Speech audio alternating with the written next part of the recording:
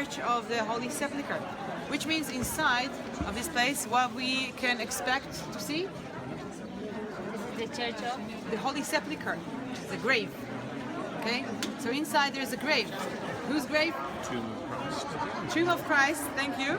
That means that if we'll take the long line, we won't take it. But if we'll take the long line, and we're gonna see the grave. What's inside the grave? Nothing. Okay, just a short reminder. All right. Jesus Christ was born in Bethlehem, which is right over here, 20 minutes right from here. It's a neighborhood. It's outside of Jerusalem. Yeah, it's a suburb. It's a village outside of Jerusalem. His family is originally from Nazareth, and as a youngster, he was doing all kinds of crazy miracles all over the north of Israel. He was walking on water in the Sea of Galilee. He was turning water to wine in wedding in Kfar Kana. What else do you know? loaves and fishes.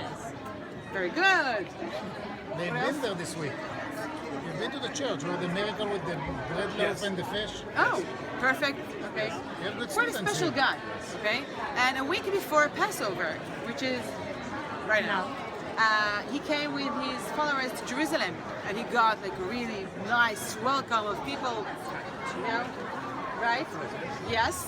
And the Romans who were ruling here, the Roman Empire, took a good look at him, and they weren't very pleased. They were sure that he's a troublemaker, that he makes a lot of problems. Why is that? Why? What was he doing that upset the Romans? Speaking of power higher than Caesar. Very good. And he was protesting against something, same things we're protesting right now. Protesting against the fact that the richest people and the most strong, powerful people of the city are the same people. How, by accident, the richest people in the Jewish community is the highest priest in the temple? Okay, exactly like we're dealing today, in the year of 2016. And he was going to Temple Mount, and he was doing a lot of balagan, as we say in Hebrew. And it was obvious that this guy is a big troublemaker.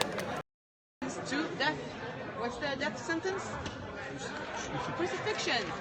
Is that a very special punishment? No. Back then, no. Back then it was very common.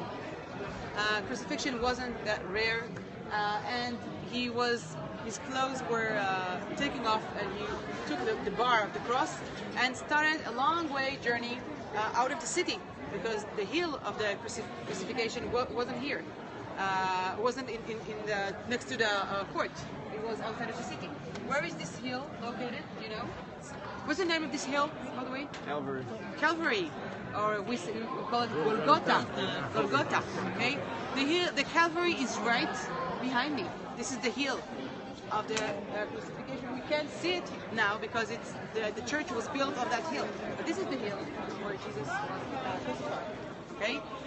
He was crucified, he was buried. 3 days after, he was already dead and buried. 3 ladies coming to see his grave, and they realize, they discover the grave is empty. Jesus actually resurrected, walked around the area for 40 more days, and eventually ascended to the sky from Mount Olives. And till today, we're waiting for him to come back. 300 years after, an old lady called Helena, the mother of Constantinos, got a special mission from her son. Constantinos is actually the guy who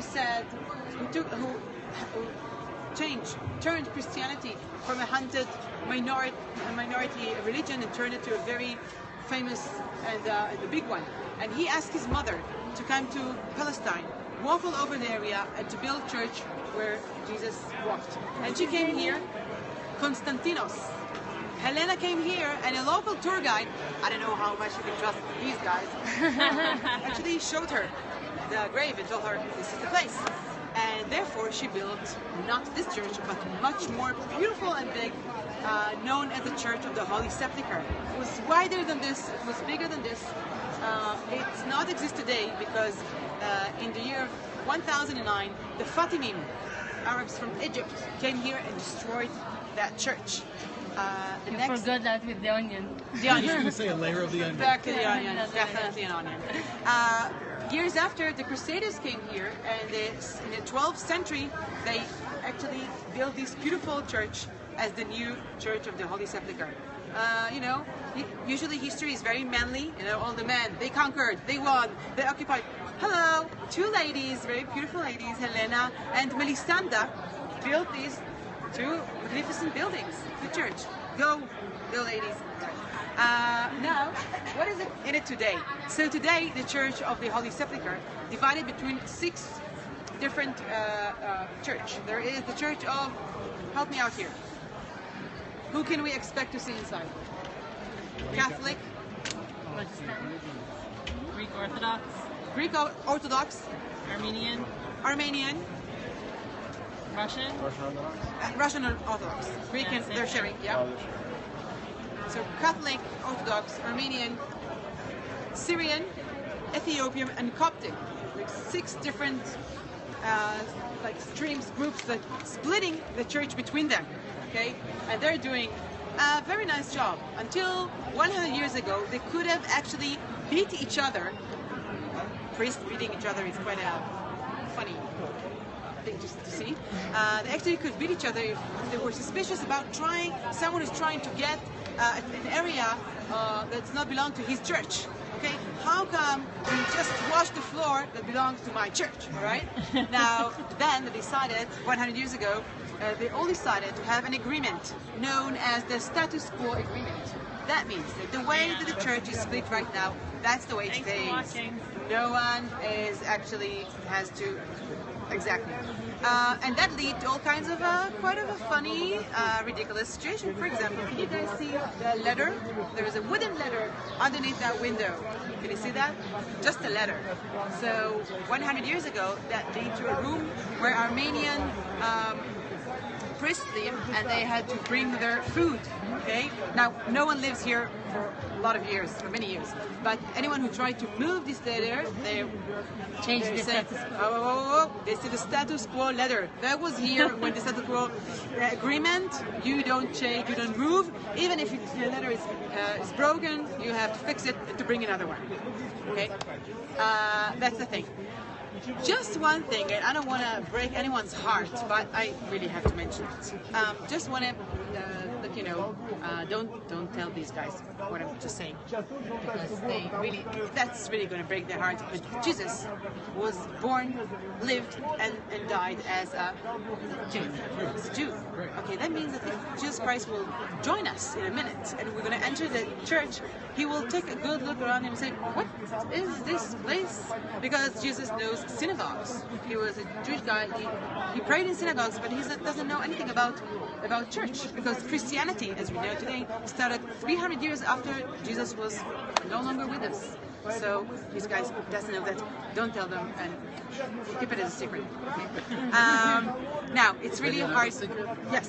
Tried to come several times, but we pushed him back. Maybe that's the guy with the Jerusalem syndrome in the gates. You know, he always. All right. Okay, we're gonna enter inside the church. Okay, it's really hard to speak inside, so I'm gonna just show you several things. When we enter inside, there is stairs leading you up. This is the Calvary. This is the place where Jesus crucified. By the way, all his journey from the trial till the last spot of the grave, known today as the Via Dolorosa, way of agony, way of tears, way of pain, which is actually today 14 stations, 14 places that in each and every one of them something happened. He fell down 3 times. He met his mother until the 14th station, which is actually the grave. Okay, so you'll see everyone coming up, taking the stairs up to the 12th station, and there's the 13th and the 14th and the last one, which is the grave. Okay, we're gonna meet back here in. I don't trust you guys. No,